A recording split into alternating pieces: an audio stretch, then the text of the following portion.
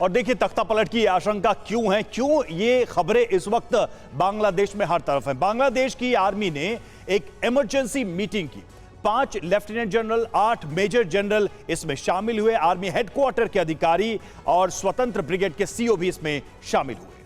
जी हां, सेना प्रमुख जनरल वकार और छात्र नेताओं के बीच एक मीटिंग हुई। ढाका की सड़कों पर संयुक्त सुरक्षा बलों की गश्ती में तेजी आ गई। सेना और सरकार के बीच तल्खी बढ़ती जा रही है।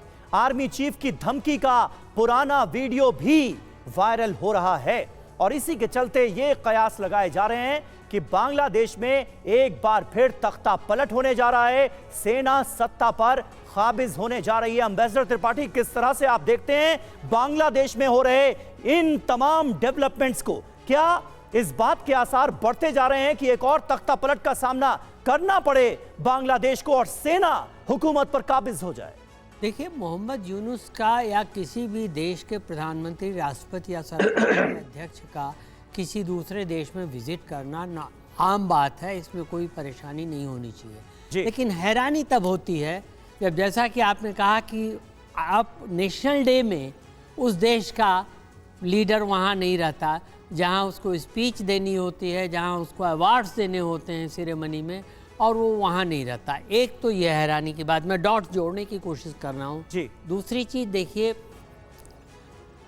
जनरल वकारुज्जमा के खिलाफ ये अफवाह थी कि कुछ लोग विद्रोह करना चाह रहे हैं, उनको दबा दिया गया।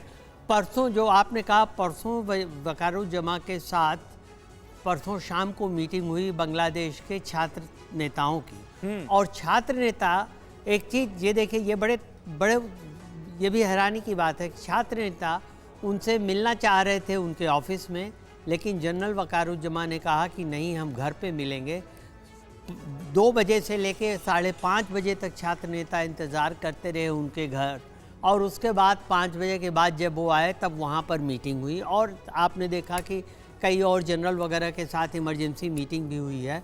तो ये सब ये दिखाता है कि सब कुछ वहाँ ठीक नहीं है, और ठीक करने की जिम्मेदारी जिस सरकार पे, उस सरकार का प्रमुख अगर अपने नेशनल डे के दिन कहीं दूसरी जगह जा रहा है तो ये और भी एक तरह से आशंका पैदा कर लेता है।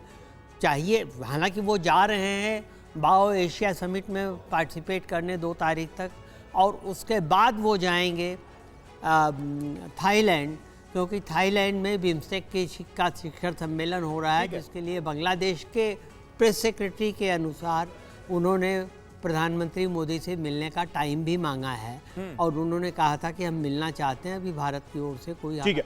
और त्रिपाठी सर, देखिए आपके डॉट्स में एक और डॉट मैं ऐड कर देता हूं। देखिए, यूएन से भी यूनुस ने मदद मांगी है कि देश के अंदर जिस तरह की खबरें और जिस तरह की सिचुएशन बनी हुई है, एक परसेप्शन बन रहा है यूनुस सरकार के खिलाफ, उससे डील करने के लिए वो यूएन की हेल्प चाहते हैं। तो देखिए, ये भी एक खबर सामने आई है जिससे कई आशंकाओं को बल मिलता है। और देखिए, सेना पर अमर बांग्लादेश पार्टी का आरोप सामने आया है, नई अंतरिम सरकार बनाने की साजिश, राष्ट्रपति के साथ साजिश कर रहे आर्मी चीफ पर यह आरोप लग रहे हैं बांग्लादेश में।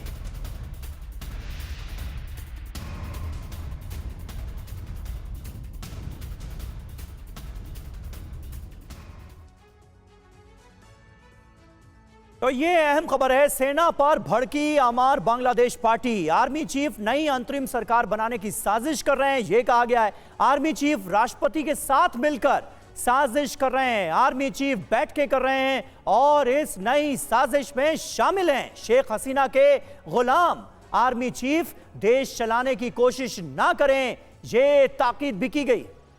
और लाखों अबू सैयद जान दे देंगे और कैंटोनमेंट को उड़ा देंगे, ये धमकी दी गई। ये बांग्लादेश के साथ किसी भी विवाद में ना उलझे, इस तरीके से आप देखिए कई तरह की खबरें जो हम आपके सामने रख रहे हैं। आपको सुनाते हैं कि बांग्लादेशी प्रदर्शनकारी छात्र क्या कह रहे हैं इस वक्त, वो भी उस पर भी गौर करिए।